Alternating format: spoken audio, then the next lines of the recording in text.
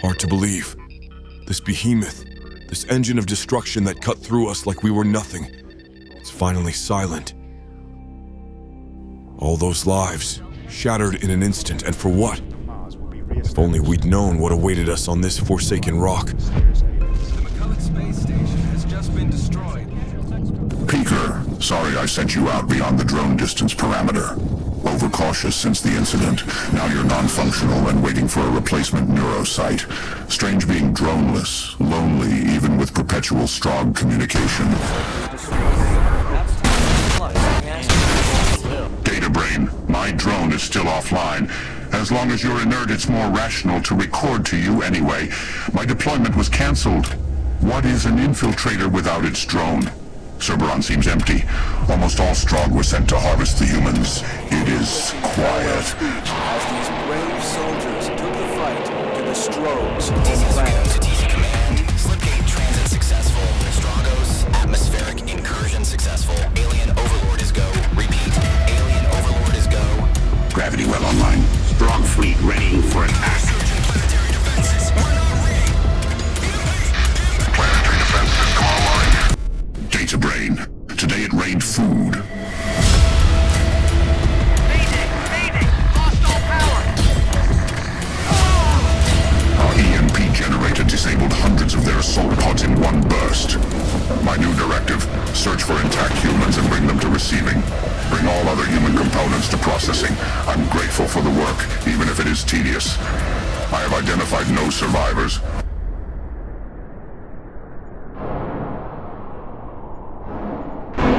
No idea if this thing's even recorded. It looks like a few internal systems rebooted off the emergency life support battery, but I don't have screens to tell me which ones. All major systems are offline. Hatch release failed. So did the emergency backup because this pod's a piece of shit, and I'm going to die in here without firing a goddamn shot. Data brain. A guard reported a lone human survivor advancing toward the outer base. Macron has ordered all units to kill it on sight, except me.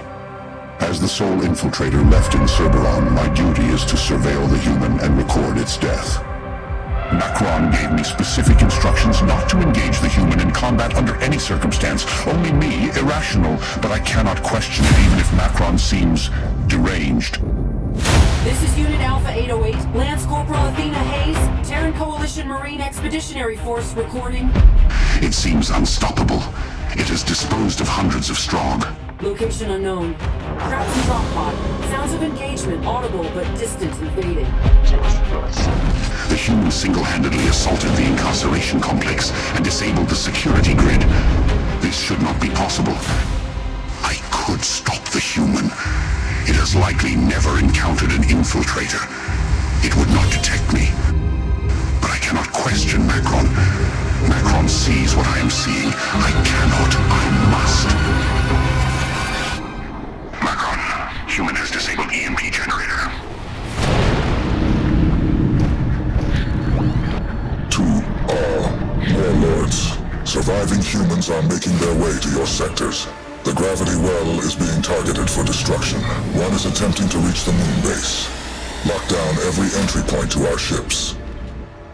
This one is not like the others. I shall take care of it myself. While the destruction of the planetary defense system marks a significant victory for Earth's forces, the mission is far from complete. The black hole generator remains active. The gravity well still ensnares human capital ships within the planet's atmosphere. The Strogg counterfleet is nearing readiness, and perhaps most crucially, the Macron is still breathing. Re-establish contact with ground unit and paint us a clean target. Although there is still much to be accomplished, Bitterman, Stepchild, and Joker now have access to a new asset, the airstrike marker.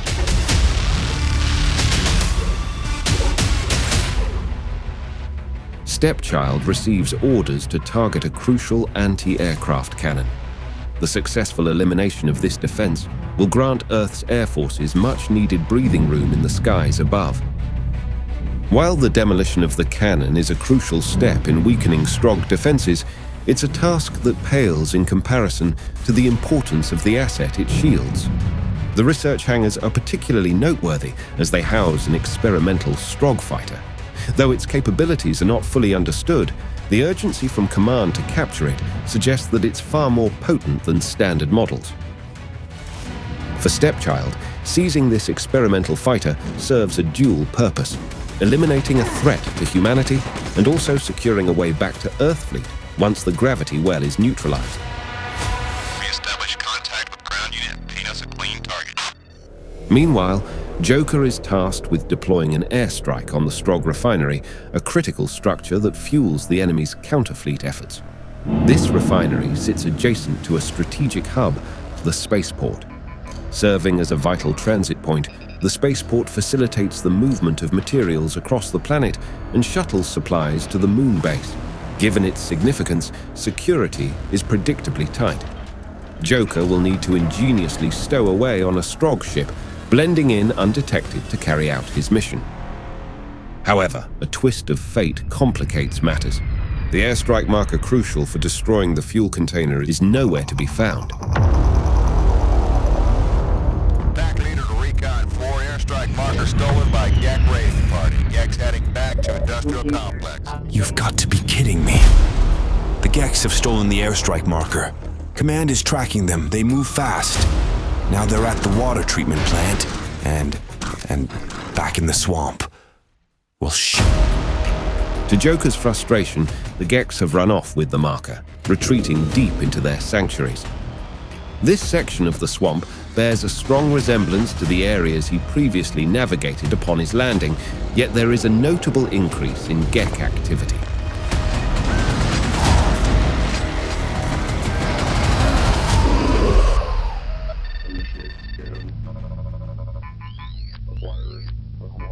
While the spaceport is essential for transportation logistics, there exists an even more critical facility in terms of the Strogg's offensive capabilities, the Cerberon hangar sector. Nestled in the heart of the Strogg capital, serves as the nerve center for their fleet operations. It is here where Bitterman sets his sights as Operation Alien Overlord advances into its 3rd phase, the destruction of the black hole generator.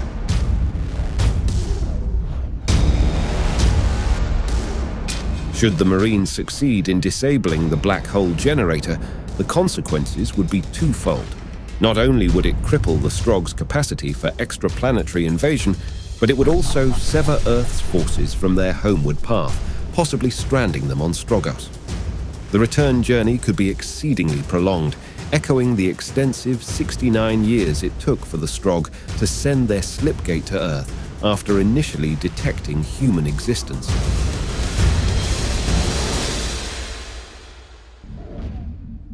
I need one of those damned Commander biochip. No choice now. It's either backtracking or pushing into the research lab. I can't shake this weird feeling about this place. I'm sure I caught a snippet of human voices behind that door.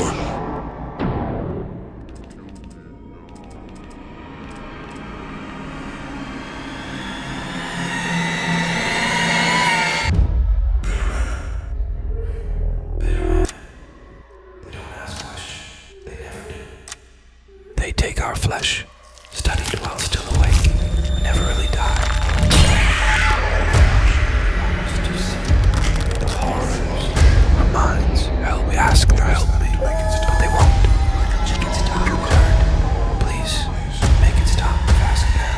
It hurt. Kill me. Our minds, make it stop. This segment of the base unveils once again disturbing vision to the Strogg's barbarity. Marines are detained here, but not for the familiar reasons of subjugation or nourishment. Instead, they are exposed to chilling experiments. All seems related to pain and dismemberment. We can assume that every species the Strogg have encountered was brought to this location for an exhaustive analysis, uncovering their inner workings and learning as much as possible for better assimilation. This is the crucible where the most unspeakable nightmares are forged, and those nightmares roam freely here, personified by the Strogg's most horrific creations.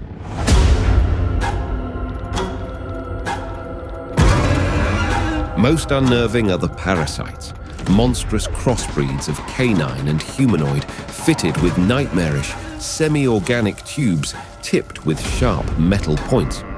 These tubes are hurled with precision, designed to pierce their victim, draining away their life essence until all that's left is a lifeless husk.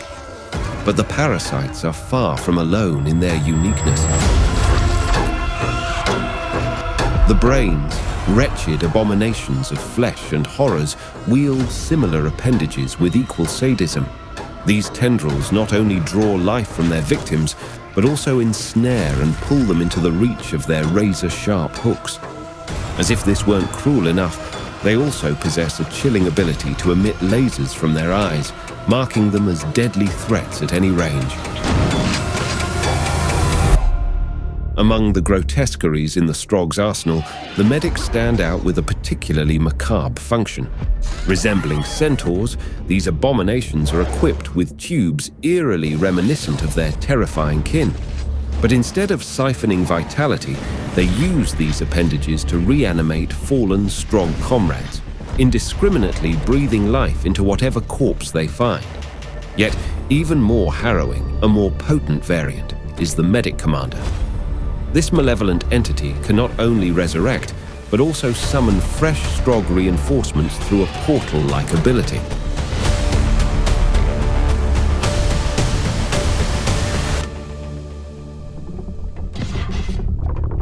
Data Brain, Peter and I have tracked the human. It is a good drone. I exalt Macron for my new mission. Cerberon has been so dull since the second wave deployment. Most remaining here are former Grice, and transforming them to Strogg requires removal of most of the neocortex, so they do not communicate much. They mostly stand around in odd places, waiting for an enemy target. Sometimes any target. The human is the only entertainment. The disturbing technological strides made by the Stroggs spark chilling inquiries about their roots. Over centuries, their true appearance would have become obscured, lost amidst a blend of technological grafts and myriads of assimilated species. It's inferred that the Stroggs were not always these monstrous machines. One theory suggests that they were once a more peaceful civilization, which underwent a drastic transformation when war-focused leaders seized control. This shift in governance would escalate without being stopped, reshaping their entire civilization into one centered around technology and assimilation. Another hypothesis posits that the Strogg's peaceful ancestors might have unearthed some dark, corrupting power. This malevolent force would have infected their society, enslaving them to the horrors we see today. A different line of speculation delves into the realm of creation. Some believe the Strogg were engineered by another race or entity. In these narratives, their creators either vanished mysteriously, were annihilated by their own creation, or are still present, but not in our world.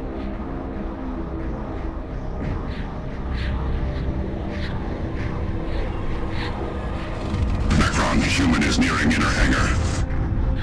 Macron, request immediate permission to process human. You know, I wasn't supposed to be here. Lainey, she was the one who was going to be a soldier.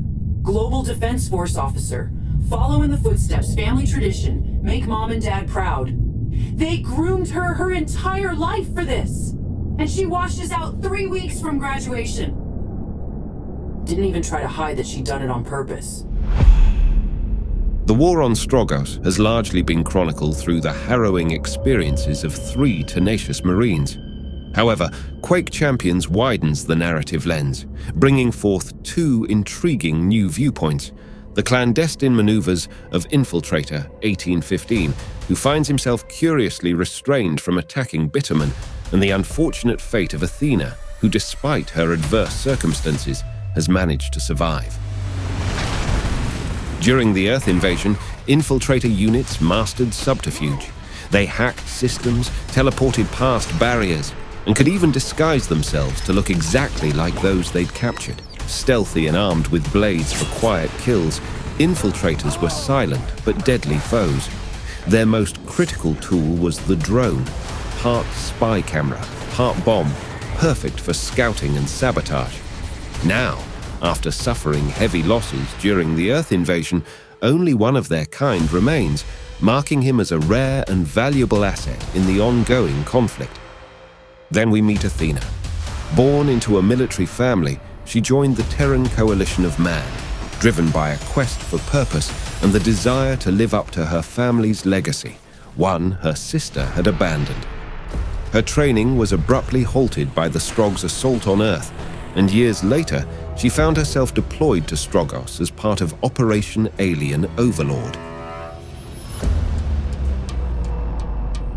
Once mirroring Earth in its vibrant diversity, Stroggos now lies as a striking example to the ravages of unchecked and extensive industrialization. Its transformation into an environmental wasteland manifests the Strogg's profound indifference to their once thriving planet. This is most evident when Stepchild has to find a new way to the research hangar after destroying the anti-aircraft gun. Located across a lava-filled canyon, the hangar containing the Strogg's experimental fighter had its bridge locked from the other side.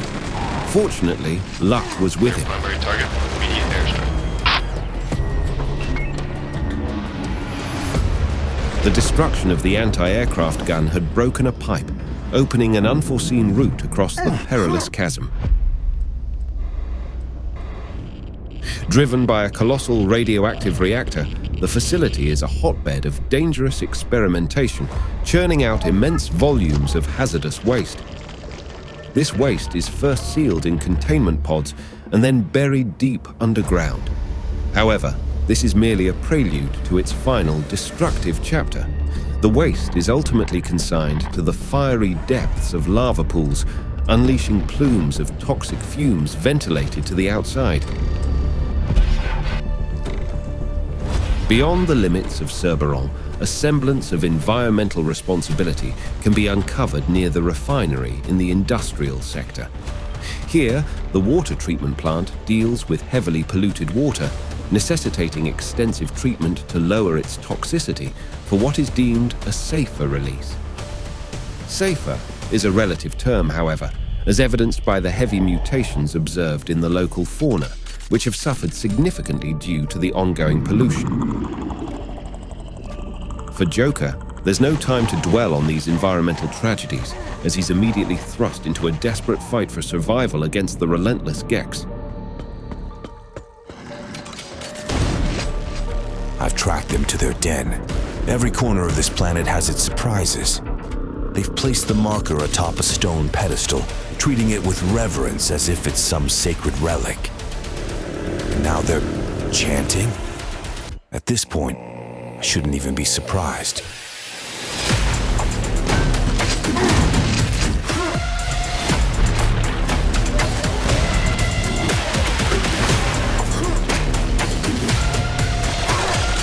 Viper Squadron to Recon 4, commencing delivery. Clear the area. Repeat, clear the area.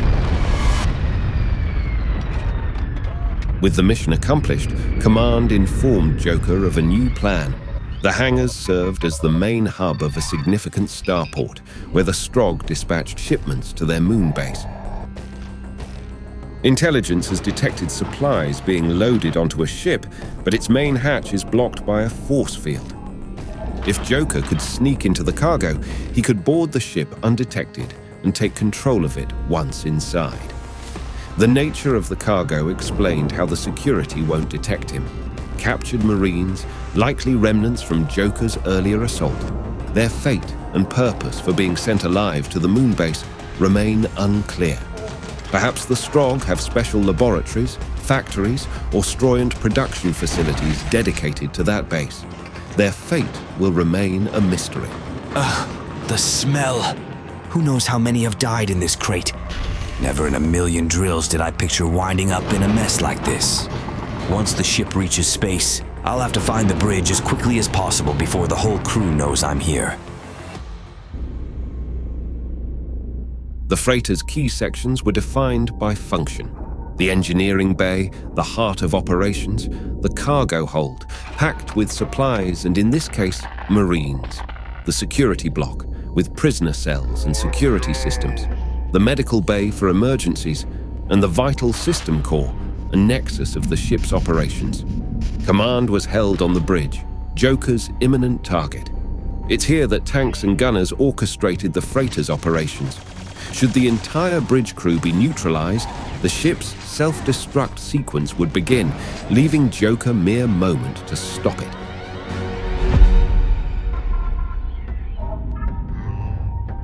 Came across a tank commander being repaired. I was able to grab his head before heading back to the hangar.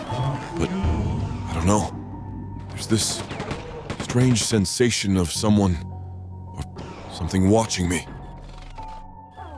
Bitterman has now secured a commander biochip which grants him passage through the hangar. But before he can seal the hangar doors, a familiar foe emerges. Another Hornet. Armed to the teeth with dual chain guns for relentless firing and an underslung rocket launcher capable of launching 4 rockets simultaneously, the Hornet is part of the Strogg's elite forces, which include formidable entities such as the Super Tank. Despite their immense power, these units don't seem to be regarded as warlords, but rather as advanced combat vehicles. Their design is a fusion of machinery with what remains of their organic bodies, melded seamlessly to create deadly hybrids of flesh and technology. In this echelon of might, Stepchild is soon to confront another fearsome adversary, the Carrier.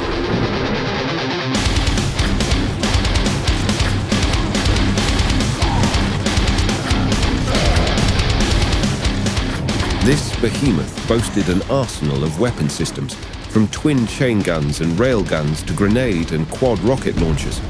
Moreover, it possessed the unsettling ability to summon flyers to its aid or hurl them like homing missiles that detonated upon impact.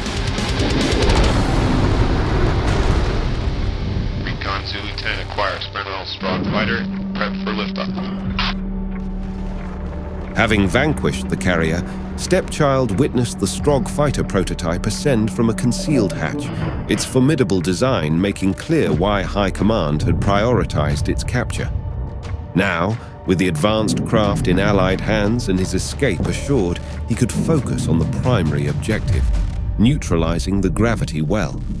The device's colossal nature defied simple ballistic destruction. Instead, High Command had determined that an antimatter bomb would be required to ensure the mission's success. Consequently, Stepchild's next directive led him to a major Strogg munitions facility to procure such a weapon. Inside the facility, the manufacture of antimatter bombs was not a matter of simply picking one off the shelf. Stepchild needed to forge the bomb's antimatter core and containment pod, utilizing the Strogg's own manufacturing equipment, which employed theolite crystals.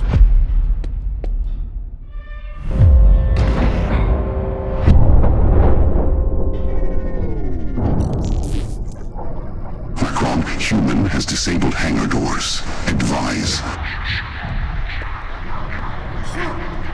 Macron, human has entered launch command.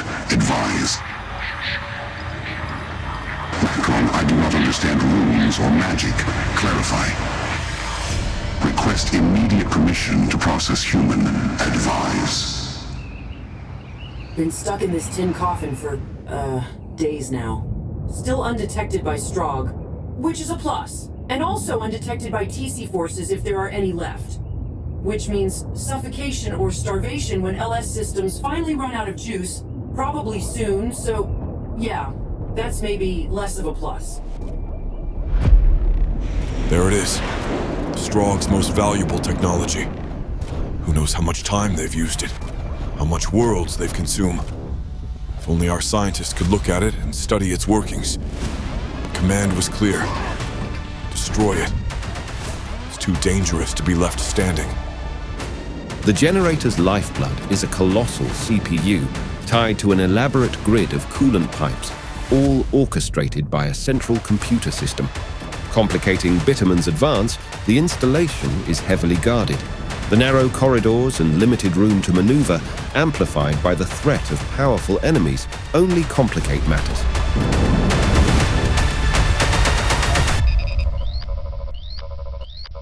the focus shifts to Joker's mission. Heavy Strogg presence and the noticeable change in gravity welcome him as he steps into the moon base.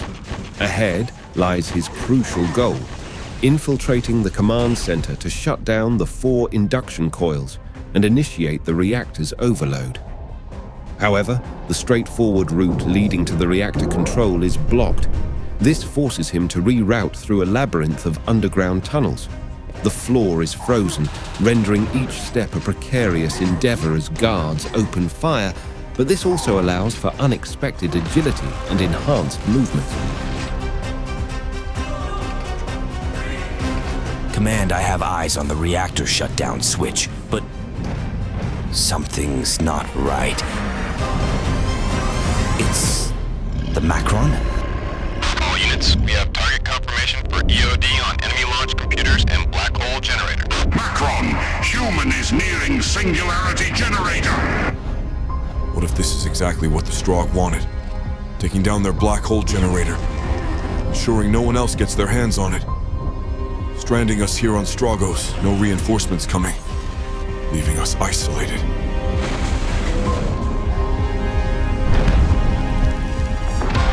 Negative, Joker. Our readings say the Macron is still in Cerberon Palace. That must have been one of their warlords. Well, he was sure tough to take down. Command, I have a bad feeling about this. What if we're mistaken? Operation Alien Overlord, their leaderships.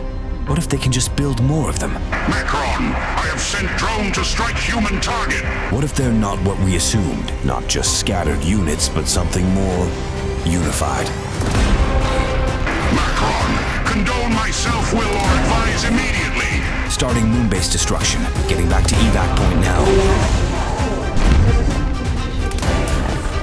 units, we have a disable and destroy order on enemy central computers. Pressurizing negative. Macron, I will stop the human now.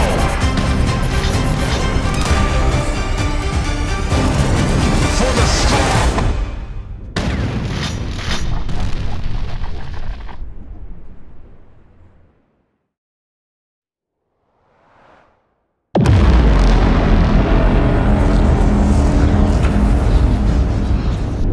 The hell was that?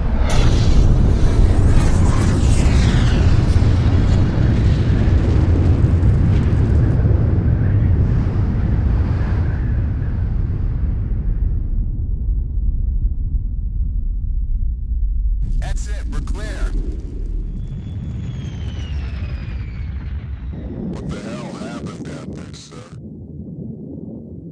It's over. For now. Initiate scan. Acquiring acquired personnel. With the black hole generator now neutralized, Operation Alien Overlord entered its 4th phase. This was the prelude to the main assault, leading Bitterman to potentially the most heavily fortified stronghold on Stroggos. Leading to the palace's entrance is a rugged natural landscape marked by a large river, cliff edges, and a scattering of small caves. In this challenging terrain, Bitterman seizes an opportunity to use an airstrike marker, targeting fuel containers to clear his path. Beyond this obstacle lies the Palace of Cerberon, a stronghold unparalleled in its fortifications. Distinct from the typical Strogg architectural aesthetic, the Palace of Cerberon is adorned with details that seem almost alien to their martial nature. Carpeted floors, intricate carvings, and most notably, mysterious symbols depicting runes akin to those found on portals in the Dreamland. Navigating the fortress is a challenge. Riddled with traps, force fields, and locked, heavy doors, the palace itself forced Bitterman to embark on a search for keys and consoles within its bowels to get past these barriers.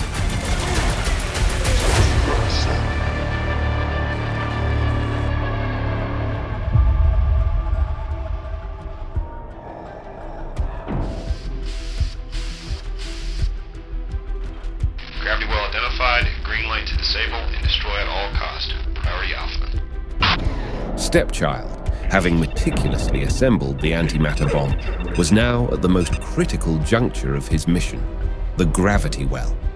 Planting the bomb was straightforward, but he knew the Stroggs would not leave such a critical location unguarded. The ultimate challenge lay just ahead, the Black Widow Guardian. This colossal foe cast a menacing silhouette, blocking Stepchild's path to the gravity well. She was not just a heavily armed adversary, she could also summon stalkers, escalating the threat level of her already deadly blaster and railgun fire.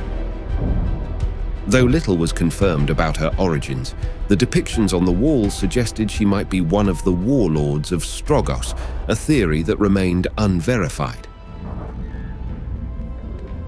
That should do it. The communication laser is out of order.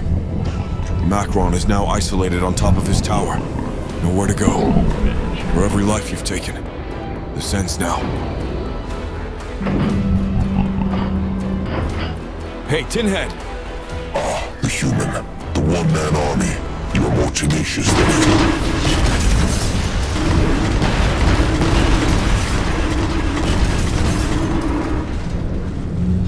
Weakling. You think vanquishing me will turn the tide?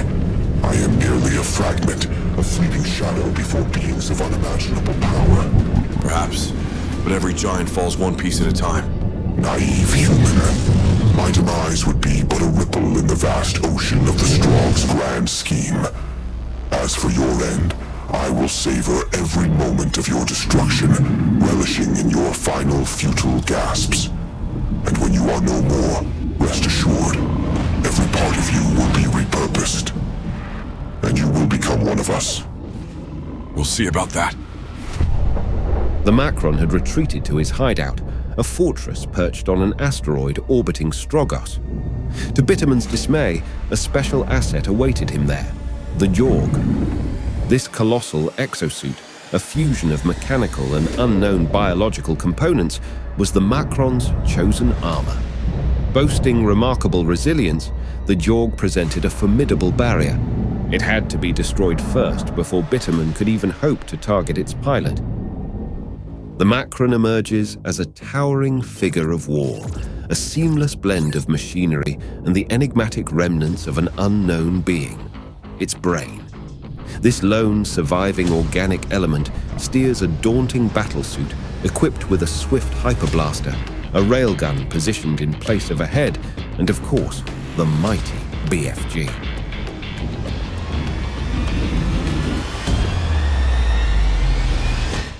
Fight!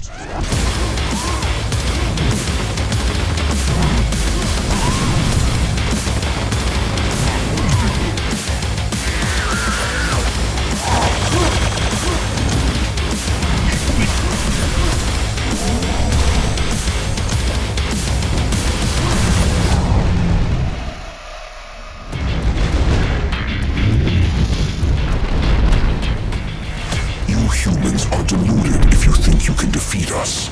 We are the Strogg. Our very existence is defined by war, our purpose honed for conquest, and our survival fueled by assimilation. Try to assimilate this, you alien piece of shit!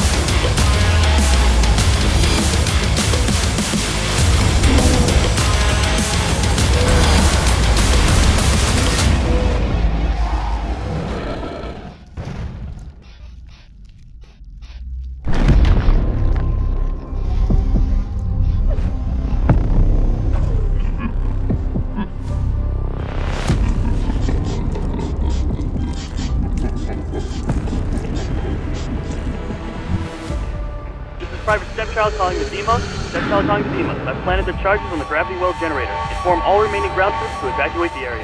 Copy that, Stepchild. Now get out of there. Roger. Stepchild out. Security breach detected. You are not clear for takeoff. Shit.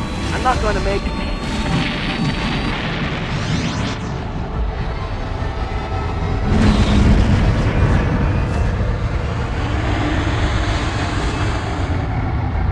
Stepchild Demos.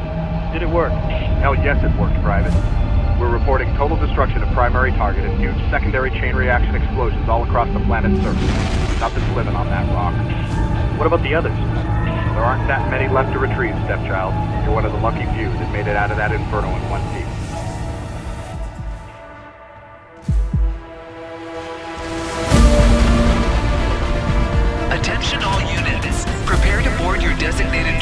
transports immediately. Operation Alien Overlord is complete. We are now commencing the main assault. Repeat, all units to your transports for immediate departure. The main assault on Stroggos is about to begin.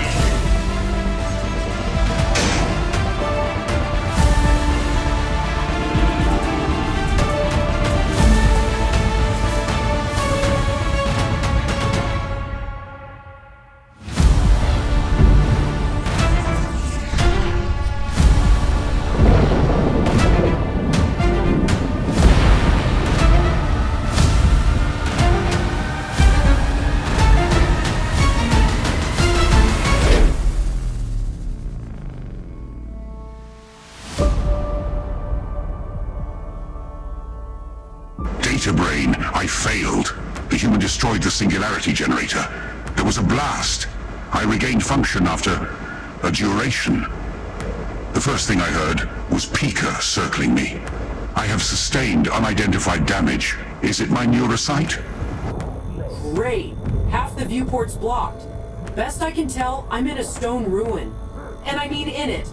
Pods stuck halfway in the wall near the ceiling. Combat happening here. I've seen more than one firefight now. Cyborgs, aliens I've never seen, and a Marine. I think in old bulky body armor. Someone new coming into... Jesus. Anyone gets this record, they're gonna think I'm crazy.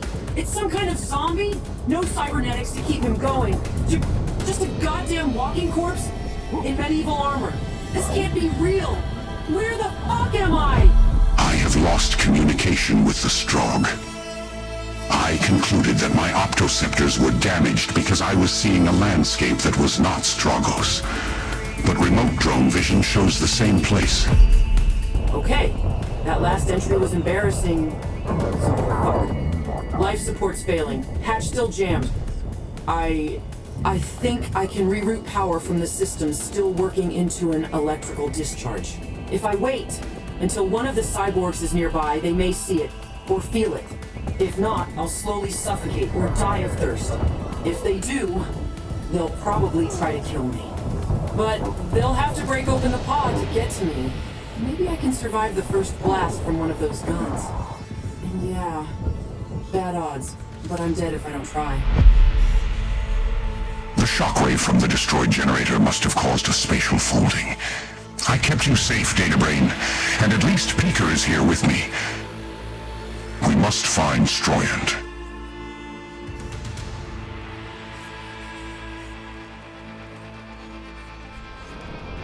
This concludes our journey through the first wave invasion timeline of Stroggos. But our adventure is far from over. We still have the entire story of Quake 4 to explore in future videos, where we'll follow Corporal Kane and the Rhino Squad. Their story is yet to reveal all the horrors that the Strogg have in store.